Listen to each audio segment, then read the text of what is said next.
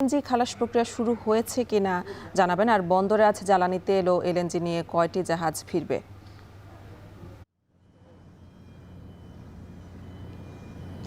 LNG মূলত আসলে বন্দরের জেটিতে ভিড়ে না। এলএনজি বাহী জাহাজগুলো যে মহেশখালীর বা কুতুবদিয়া সেখানে অবস্থান নিয়েই সেই জাহাজগুলো পণ্য খালাস করে থাকে। যেহেতু এটি ভোরেই ভিড়েছে, এরই মধ্যে খালাসের মোটামুটি প্রক্রিয়া শুরু হয়ে গেছে। এবং আরও দুটি সুখবর হচ্ছে যে সিঙ্গাপুর থেকে দুটি ডিজেলবাহী জাহাজ এসেছে।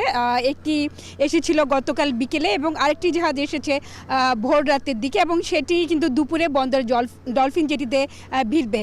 এবং এখানে আসলে মধ্যপ্রাচ্যের যুদ্ধ শুরু হয়ে যাওয়ার পর ইরান যখন হরমুজ প্রণালী বন্ধ করে দেয়, তখন কিন্তু জ্বালানি নিয়ে এক ধরনের অস্থিরতা তৈরি হয়। এবং আমাদের দেশের জ্বালানির বাজার যেহেতু পুরোটাই আমদানি নির্ভর, তাই হরমুজ প্রণালী বন্ধ করে দেয়, অপরিশোধিত জ্বালানি তেল আমদানি নিয়ে এক ধরনের সংকট এবং অনিশ্চয়তা তৈরি হয়।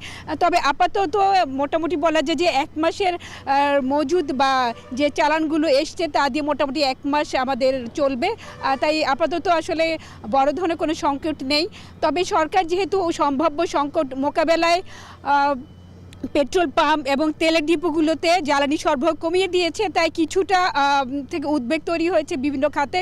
বিশেষ করে ডিজেলের চাহিদা কিন্তু অনেক বেড়ে গেছে, এবং আমাদের দেশে যে জ্বালানির মোট চাহিদার 70 লাখ মেট্রিক টন, এর মধ্যে ডিজেলই ব্যবহার হয় প্রায় 43 থেকে 44 লাখ মেট্রিক টন, এবং তার পুরোটাই কিন্তু আমদানি করে মেটানো হয়। তবে এই সপ্তাহের মধ্যে আরও 3টি ডিজেল নিয়ে অয়েল ট্যাঙ্কার আসার কথা রয়েছে, এবং সবগুলো মিলিয়ে প্রায় 1.5 লাখ মেট্রিক টনের ডিজেল আসবে। তাই আপাতত সংকট নেই বলেই বলা যায়। তো এই ছিল আমার কাছে এখনকার মতো এলএনজি এবং ডিজেল আমদানির যে তার সব শেষ।